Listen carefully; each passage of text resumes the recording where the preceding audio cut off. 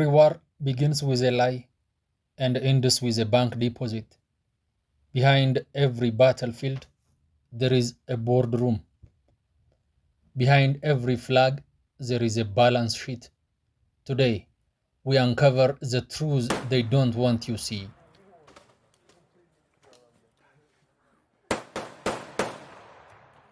Every war begins with a lie and ends with a bank deposit. Behind every battlefield, there is a boardroom. Behind every flag, there is a balance sheet. Today, we uncover the truths they don't want you to see. War is not chaos, it's business. This is Darkonomics, and you are about to see how money fuels modern war. Every bullet, every jet, every bomb, someone gets paid. The global defense industry is worth over $2 trillion a year. Who profits? Lockheed Martin, Raytheon, Northrop Grumman, Boeing. These companies don't just build weapons. They lobby governments, sponsor politicians, and influence foreign policy. In the US alone, the military-industrial complex is deeply woven into the political fabric. Former generals sit on corporate boards. Politicians approve wars, then cash in as defense contractors.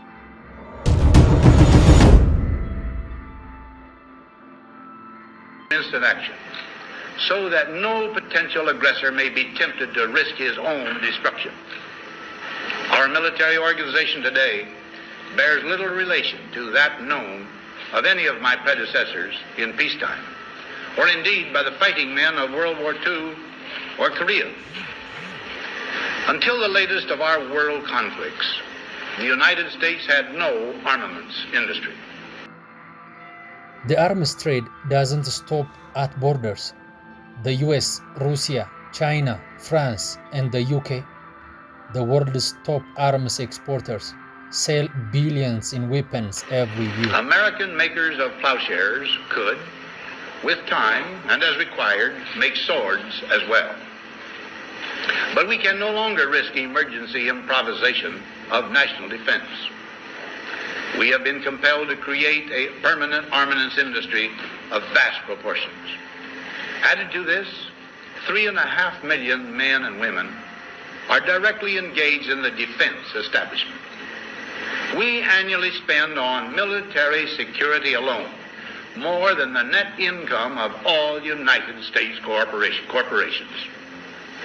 Now, this conjunction of an immense military establishment and a large arms industry is new in the American experience.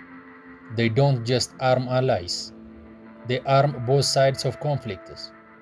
In Yemen, both Saudi Arabia and the rebel groups have received weapons, some traced back to Western manufacturers. In Syria, Iraq, Afghanistan, weapons changed hands, often ending up with extremists. Profit doesn't care about ideology, only demand. Wars are rarely just about religion or politics. More often, they are about resources. Iraq was not just about weapons of mass destruction. It was about oil. Libya, same. In Congo, over 5 million people have died in conflicts tied to coltan, gold, and diamonds, minerals used in your smartphone. In Afghanistan, a country sitting on $1 trillion in lithium, the war lasted 20 years. Coincidence? Rarely. The total influence, economic, political, even spiritual, is felt in every city, every state house, every office of the federal government. We recognize the imperative need for this development, yet we must not fail to comprehend its grave implications. Our toil, resources, and livelihood are all involved. So is the very structure of our society. In the councils of government, we must guard against the acquisition of unwarranted influence, whether sought or unsought, by the military-industrial complex. The potential for the disastrous rise of misplaced power exists and will persist. We must never let the weight of this combination endanger our liberties or democratic processes. We should take nothing for granted. Only an alert and knowledgeable citizenry can compel the proper meshing of the huge industrial and military machinery of defense with our peaceful methods and goals, so that security and liberty may prosper. War destroys, but also creates, not peace, but new markets. After destruction comes reconstruction, and companies rush in like vultures. Roads, oil pipelines, infrastructure. In Iraq, companies like Halliburton, Bechtel, and KBR made billions rebuilding what bombs had just destroyed. These contractors are pre-approved, funded by taxpayers' dollars, and rarely audited. War breaks nations and builds corporate empires. In war, the bankers never bleed. During World War II, Swiss banks held Nazi gold. American corporations like IBM, Coca-Cola, and Ford continued business with Hitler's Germany. Today, financial giants like BlackRock and Vanguard hold massive shares in both defense companies and media networks. These firms make money whether there is peace or war, but they make more when there is fear and conflict. And when the bombs fall, the stock market surges for defense stocks.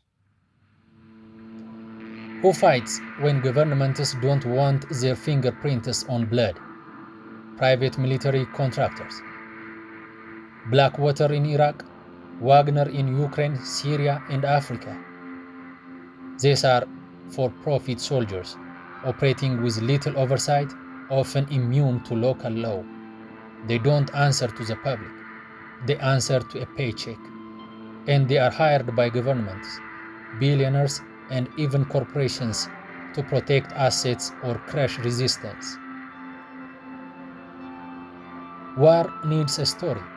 That's where media comes in. Networks are owned by the same corporations that profit from war. They fame enemies, sell fear, justify invasions. You see flags, you hear freedom, but behind it all is a marketing campaign, selling war to the public. The more fear they create, the more weapons are sold. It's not journalism, it's business. Here is the truth no one dares say. Peace is not profitable. It threatens defense budgets. It shuts down contractors. It dissolves fear. So, when leaders talk about peace, listen carefully. Often, they profit more from keeping wars unresolved. Peace doesn't make billionaires, but war does. Not the CEOs, not the generals, not the bankers. It's always the poor, the young, the displaced, the voiceless. Civilians pay in blood. Refugees pay in homes. Soldiers pay with trauma. And for what? For a line on a ledger and a dividend payout. War is not human nature, it's human greed. And while the powerful build bombs, we must build awareness. The next time a war is sold to you with flags and fear, ask who profits.